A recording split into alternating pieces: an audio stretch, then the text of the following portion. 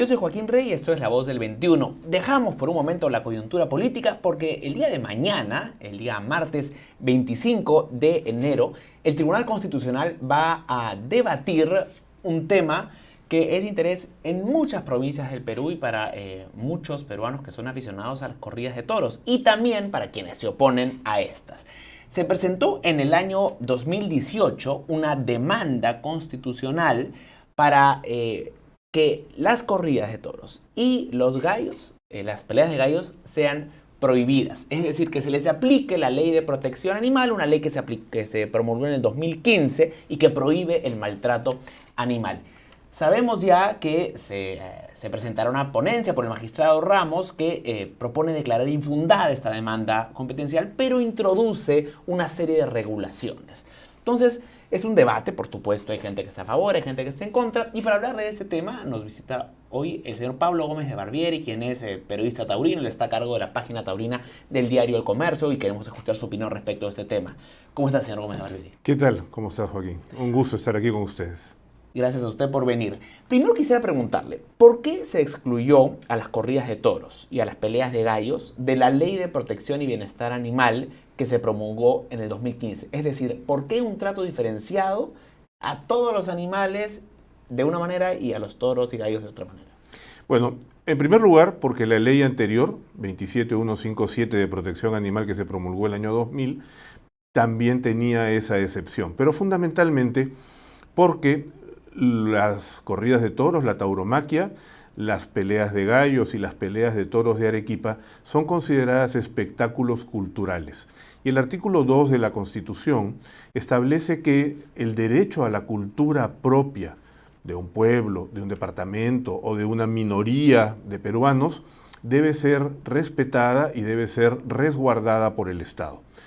Es posible que haya gente a la que no le guste la tauromaquia o las peleas de gallos, pero no cabe duda que hay decenas de millones de peruanos que consideran que eso es parte de su cultura y que sus fiestas patronales en cada uno de sus pueblos debe tener corridas de toros, festejos taurinos o peleas de gallos.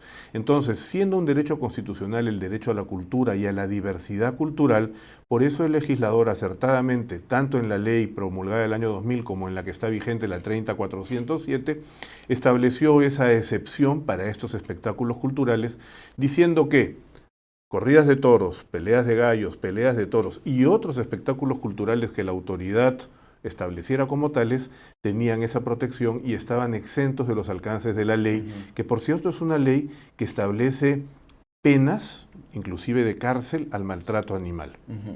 Ahora, ¿cómo equilibrar estos, no sé si llamarlo derecho que tienen los animales? Porque supongo yo que muchos animales están siendo protegidos al amparo de una suerte de derecho animal. ¿Cómo equilibrar el derecho al acceso a la cultura y a la identidad que usted hace mención y que respalda las corridas de toros y el derecho de los animales de llevar una vida digna, que entiendo es lo que respalda la ley de protección y bienestar animal que existe actualmente?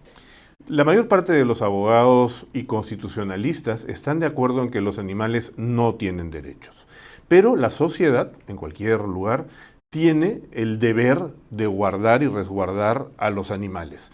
El ser humano, no cabe duda que es la cúspide de la creación y de nuestra civilización, y tenemos el deber de resguardar a los animales. Y la ética de los animales es que cada animal tenga el uso que uno piensa que es el mejor para ese animal.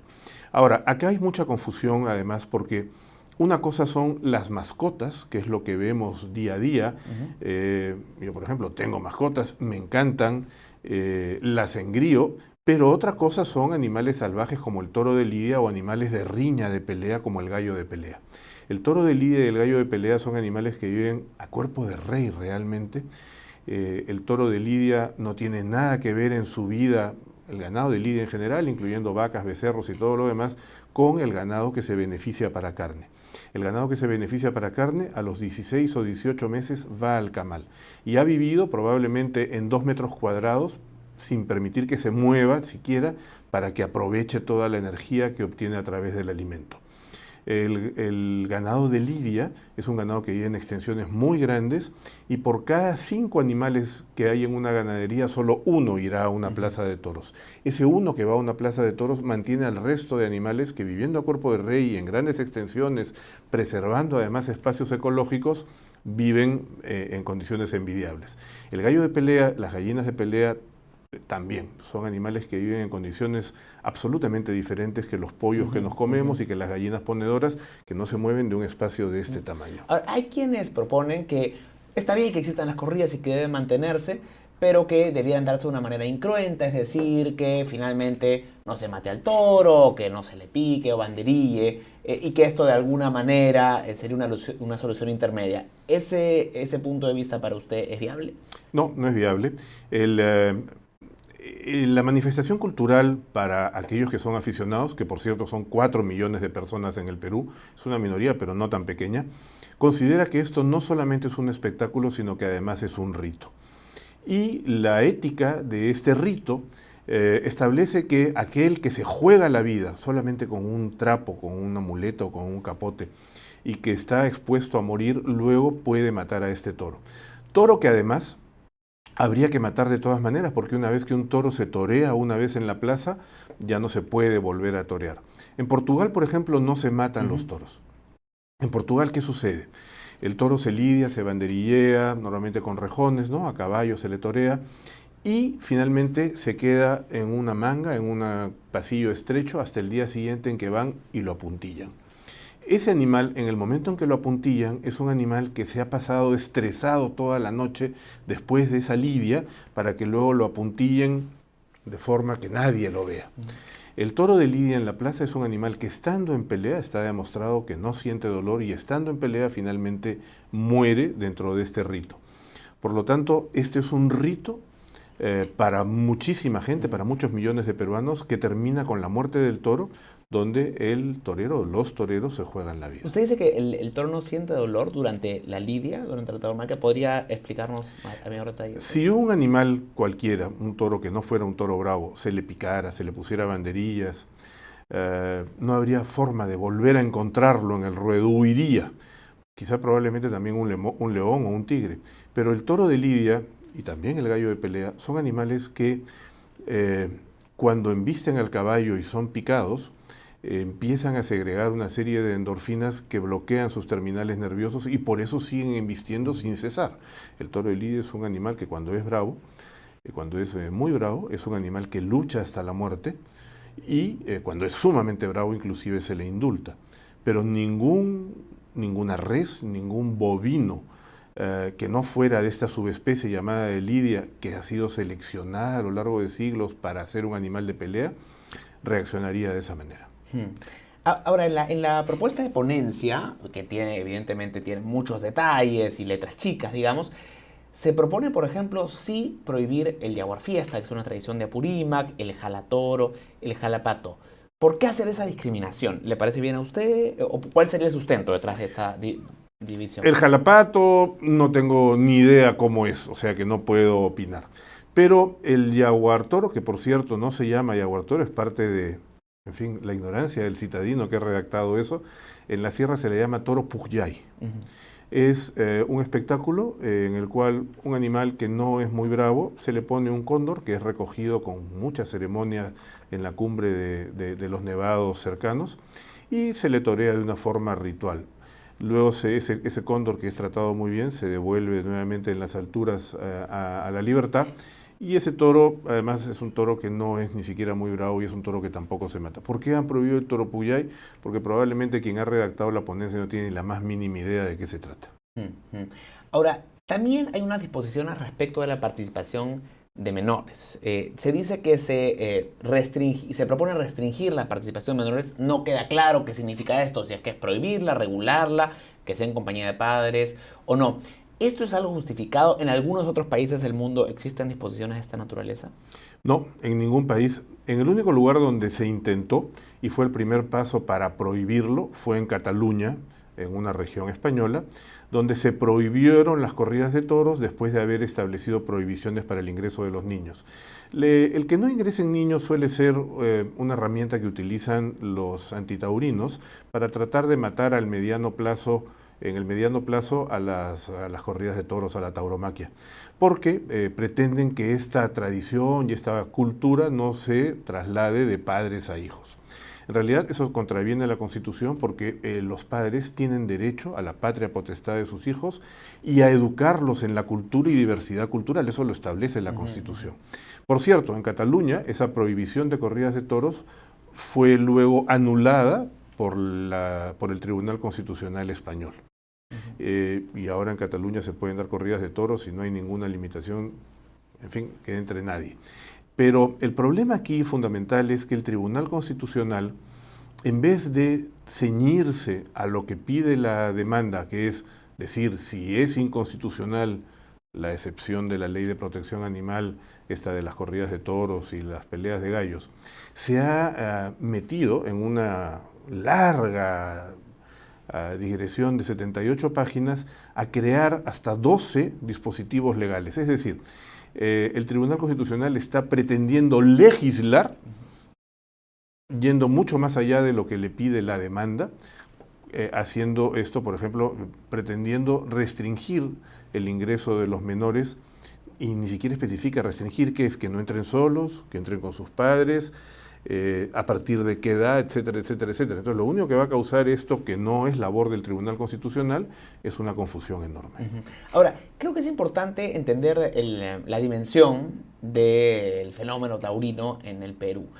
¿Qué tan grande es la tauromaquia en nuestro país en términos de asistencia, de número de festejos, incluso alcance geográfico? A ver, en casi todos los departamentos del Perú, salvo en los de la selva, se dan festejos taurinos. En el Perú se dan más o menos 730 festejos taurinos el año pasado en todos los departamentos del Perú y hay casi 300 plazas de toros. En los lugares donde no hay plaza de toros, a pesar de que son muchísimas, se dan los festejos taurinos en la Plaza de Armas o se alquilan plazas portátiles, pero en centenares de pueblos del Perú profundo la fiesta patronal es con corridas de toros. Esto hace que 4 millones de peruanos asistan al menos una vez a una corrida de toros. Y van familias completas, porque por ejemplo, para poner un ejemplo, la ciudad de Chota, que tiene 50.000 habitantes, tiene alrededor, en la misma provincia, muchos caseríos pequeños. Y entonces la gente sale de los caseríos durante la feria de Chota, que son 3 corridas en el mes de junio, y salen pues el abuelo, los padres, los niños, y todos van a la corrida de toros. Y así sucede en muchísimos lugares del país. Es increíble cómo en provincias, cuando el torero sale de la plaza después de torear, es como si fuera la superestrella máxima. El torero no se puede retirar de la plaza durante 1 hora porque todo el mundo se quiere tomar una foto con él, todo el mundo quiere que cargue al niño. Hay una admiración y una vivencia de las corridas de toros que los citadinos, sobre todo los limeños, no nos imaginamos. ¿Y cuánta gente trabaja o se dedica profesionalmente a esta, si podemos llamarla, industria en Perú? Bueno, a ver, los toreros, que por cierto son considerados artistas en la ley del artista y del intérprete, los toreros, novilleros, banderilleros y picadores son considerados artistas en esa ley, suman más o menos los peruanos, unos 250. Pero hay toreros españoles, franceses, colombianos, mexicanos, venezolanos y ecuatorianos que hacen campaña en el Perú. Por eso es posible dar 700 festejos al año. Lo que ocurre es que aquí en Lima vivimos en una burbuja, no tenemos ni idea de lo que sucede en provincias. Y tampoco tenemos idea, como me decía Max Hernández hace un tiempo, el reconocido psicoanalista y estudioso de la cultura peruana, no tenemos ni idea de la relación que hay en el mundo rural entre el hombre y el animal. Por eso en el mundo rural la gente admira tanto al que es capaz de ponerse delante de un toro, porque conviven con los animales y cuando alguno es medio bravo se dan cuenta que es muy complicado. Y entonces esta cosmovisión que hay en el Perú profundo, entre la relación del hombre y el animal hace que, respetando muchísimo al animal, porque ojo, nadie va a una corrida de toros a ver que al toro lo piquen, lo banderilleen y lo maten, es parte del ritual, eso uno lo da por sentado, o los gallos de pelea, que pelean entre sí, donde se admira la raza, la casta de esos animales. Eso es algo que mucha gente en Lima no entiende, porque asocia al toro de lidia, que es un animal salvaje y bravo, con la vaquita lechera, y asocia al gallo de pelea con el pollito amarillo que se sacan en una kermés. Y creo que es importante ese punto. El toro de lidia es una raza distinta al toro de Angora, supongo. Es una subespecie, sí. La bravura es algo intrínseco, que es inherente a la Es raza. algo genético. Cuando el animal de lidia, sea macho o hembra, porque embisten ambos, tiene un día de nacido y ya se puede parar, ya quieren vestir. Con un día de nacido ya no quiere que lo agarren, ya quieren vestir. Y embisten tanto los toros como las vacas, los becerros, todos embisten. Son animales que resguardan su porción de terreno y que son animales que atacan porque eso lo traen en la carga genética. El gallo de pelea es lo mismo. Si un gallo de pelea, que suelen estar en unas casillas, como si fueran unos huecos con unas rejitas de 1 metro cuadrado, si un gallo de pelea se escapa y ve a los otros gallos que normalmente no los ve, es capaz de matarse golpeando contra la reja por darle al otro gallo. Son animales, lo cual demuestra además que el gallo de pelea tampoco siente dolor cuando está en modo lucha o en modo pelea. Son animales seleccionados para pelear. Tanto el toro de lidia, que lidia es pelea, como el gallo de riña. Y eso no tiene nada que ver ni con la mascota, ni con la vaquita lechera Holstein, ni con el pollito o el gallo de carne o el pollo de carne. Y de prohibirse la corrida de toros, ¿esta raza de alguna manera se mantendría? ¿O cuál sería la situación del toro bravo? Habría que matar a todos porque, a ver, un becerro, como decíamos, de 18 meses que va para ser beneficiado en un camal, pesa 400 o 500 kilos. En 18 meses obtiene ese volumen. El toro de lidia, para llegar a ese volumen, requiere 4 años. Por lo tanto, es antieconómico criarlo para carne. La vaca Holstein da 35, 36 litros de leche muy grasosa, especial para la que consumimos nosotros. La vaca de lidia produce 4 litros al día solo para su becerro, con muy poquita grasa, tampoco sirve para leche. Habría que exterminarlos a todos. La pregunta es, hay más o menos 100.000 animales de lidia en el Perú, entre machos, hembras, grandes, chicos y medianos.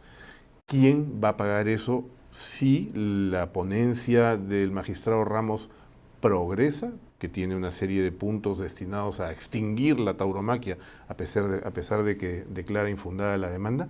¿Quién va a pagar a esos animales? ¿El Estado? Hay millones de gallos y gallinas de pelea que habría que exterminar. ¿Quién los va a pagar? ¿El Estado?